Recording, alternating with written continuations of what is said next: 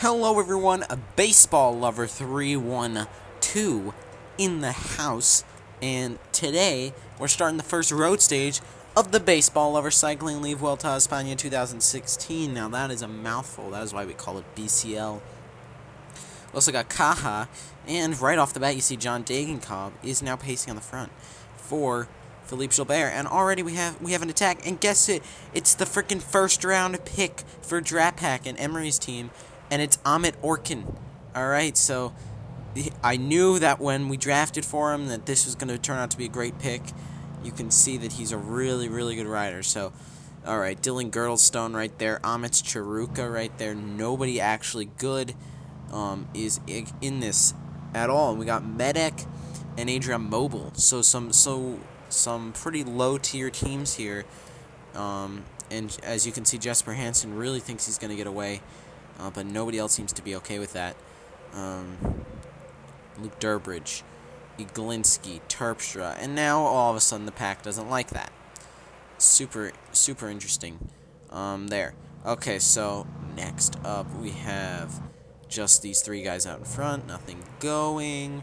More guys attacking. Lars Boom, he thinks it's the cobble stage. We got team leader for Raleigh, Jackson Rodriguez, actually putting in a move. And Harambe is actually on the front right now, so there's quite an interesting kind of dynamic here as Harambe attempts to catch Boom and Rodriguez. Pretty interesting little thing here. There's a bunch of control riders near the front. They shouldn't be there, so we're gonna just do that.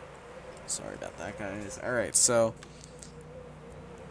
Christian's knees are at the front, and you can actually see it's actually kind of kneesception right here, because you can see his knees and he is knees, so there's knees on knees, so it's actually kneeception, and this is quite the feature for him. So they're really pacing hard, and I'm not really sure why exactly. There's only 5 guys up the road, but Lars Boom, especially on this cobbled stage, is a very, very big contender. So let's take a look at the stage and see what elements it has. So you have those crazy Spanish mountains right here. This third category, almost 3% average gradient, so some crazy hills. And then right at the end here, you got even crazier, like 6% for a couple of K, and then that's it. So pretty lackluster stage, but you know, a lot of these guys are going to be wondering, maybe I can gain 10 minutes on this stage. Maybe everybody will just forget about me. Maybe I'll win by three whole circuits like Danny Pate. Chances of that are unlikely, but possible. And so that's something that these guys are going to have to take into consideration. So while I was simming and not paying any attention, we had some problems here. Geraint Thomas had a bad fall, but he's back up. Vogler also fell. Wout Poels actually abandoned. So yeah, and 3 more riders fell. Tendam. I think that the only one that abandoned was Wout Poels. Oh no.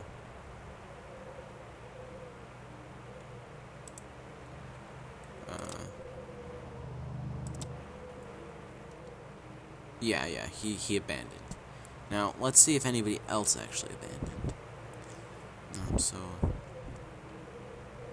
if we look at like Betancourt, he didn't abandon. Nobody else abandoned. It would say if he abandoned, but there's maybe some things going on with Geraint Thomas.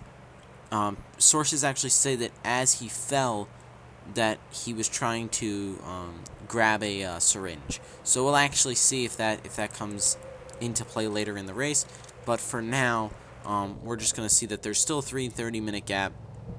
And yeah, it's Chiruka, Boom, Rodriguez, Orkin, and Girdlestone at the front. Sorry to CCC and Benji. By the way, if anybody actually cared about these sprints, which I totally just didn't show at all, of course Jackson Rodriguez wins it over Chiruka and Orkin. Now this sprint was Lars Boom over Rodriguez and Chiruka, so they actually won both things so far. So they're kind of looking like the strongest, but we all know that that it's going to be probably Amit Orkin in the end. We have another fall, guys. It's not good. We're seeing a lot of falls, even though I have it on 50%. So this is really weird. We got Bistrom, Rodriguez, Ludvigsen, Hoffland, Pataki, Brajkovic. Which Sanchez is that? Lewis, Van Rensburg, Morkov. Who's the other guy? Rebelin. Probably a likely stage winner today until now. No actual leaders behind. And they're all back anyway, but there's still a very high pace being put on at the front, so that could have an impact. So if any of you guys who have guys behind are going to blame anyone for time loss, blame Giant, because they don't seem to care at all. And Buhani and Bonin and all them are really pacing on the front hard, so yeah. Alright, let's see who wins this sprint. 2 minutes, so I don't think that they're going to win. There's actually a group behind, but it has nobody important in it according to the thing. Rodriguez goes. There goes Lars Boom. Ahmet Orkin's not going to make it. It's going to be Boom and Rodriguez. That's really sad. Let's actually take a look at who's behind right now. It says that there's no leaders, but we'll just make sure. Ordog. Yeah, nobody important. Alright, so they're all going to lose 20 minutes or so. That's not that big.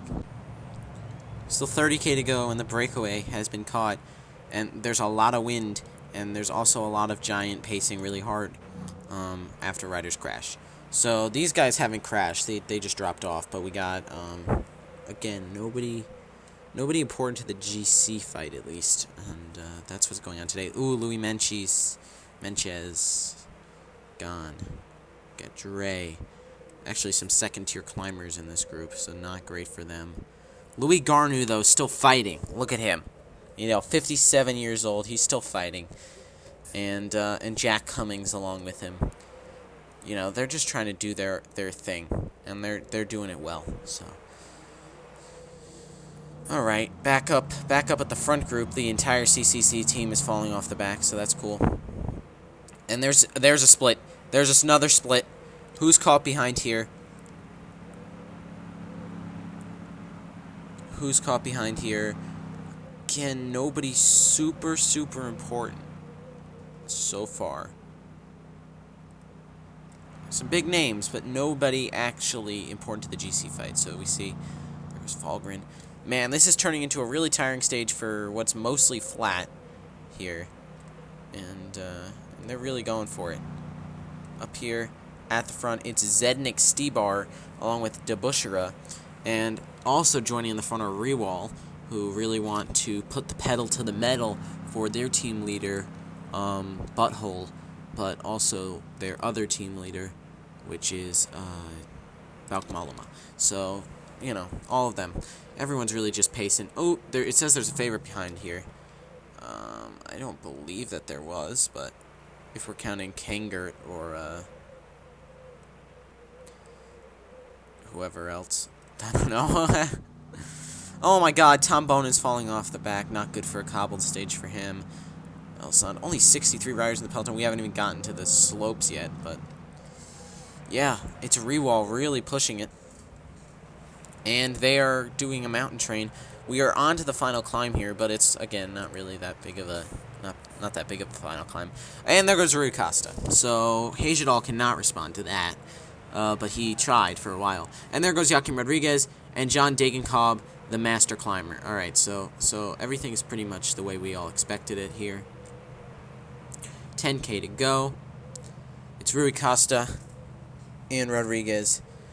Degenkolb still in the front, and he's actually trying to catch for Gilbert. See, there goes Guillermo, and Gilbert is actually looks like he's gonna make it up. Everyone else is kind of set up, and everybody else is kind of going off the back here, and this includes some big names in this group, including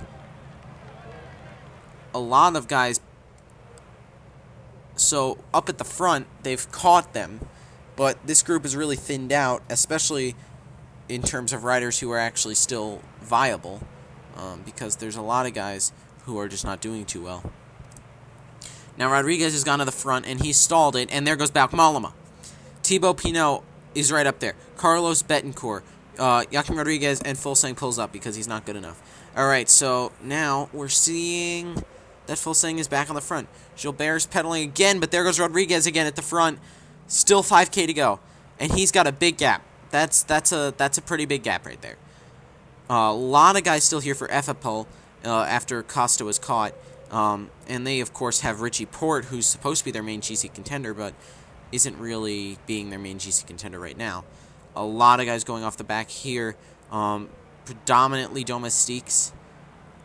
But TJ Van Garderen is not in good shape right now. He's in difficulty. So, yeah, right now 30 seconds to Rodriguez. And there goes Philippe Gilbert with an attack on this kind of flat section right as it starts to get a little steeper again. A whole 6%, which for the Vuelta is about as much as going downhill to some other race. But Rodriguez is still looking really good, and Gilbert's gaining, but not quite fast enough to do anything. Still 30 seconds behind, and this group is kind of stalled a bit. So it looks like it's going to be Joaquim Rodriguez who takes the stage and moves into the leader's jersey. No, it looks like Gilbert's going to hold it, and it's going to be Aru and them all finishing in the same group here. Did any GC contenders actually lose time? Let's take a guess. Looks like Kiryanka, who was supposed to be the main GC contender for Caja, and it was all a secret, actually has fallen off the back. And a huge loss for Jean-Christophe Perrault right there. We didn't even notice, but he actually just flew off the back and actually needed to grab his cane from the team car. So that's not going to be a great day for him.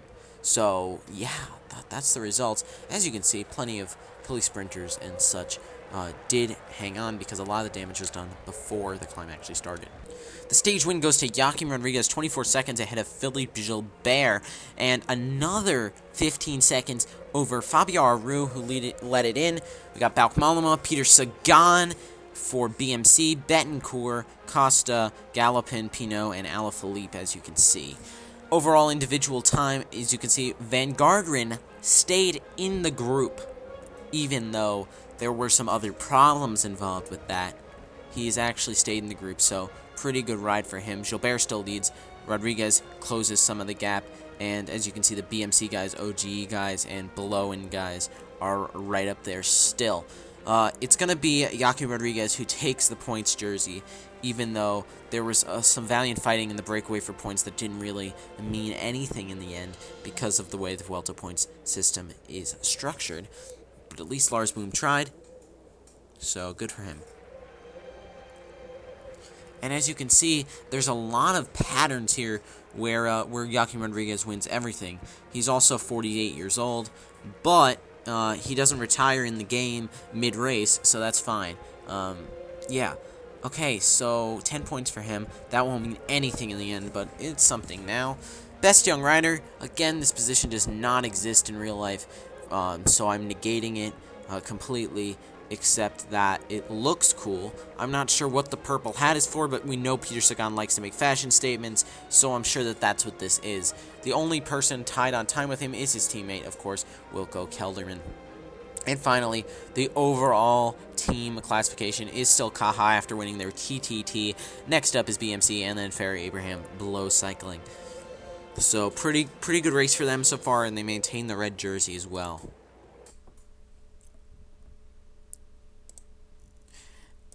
As you can see right here, we actually had 2 abandons, and one of them is Team Sky and Lawrence Tendam, who was going to make a big part of their mountain train up for Thibaut Pinot. Luckily, Pinot's still in good shape and still has other mountain help. Unfortunately, the same can't be said for Wout Poels, who was probably going to be their main leader on CCC, and now Mikel Scarponi will have to really step it up, even though I'm pretty sure he also lost time today, so that's not going to be good for anybody.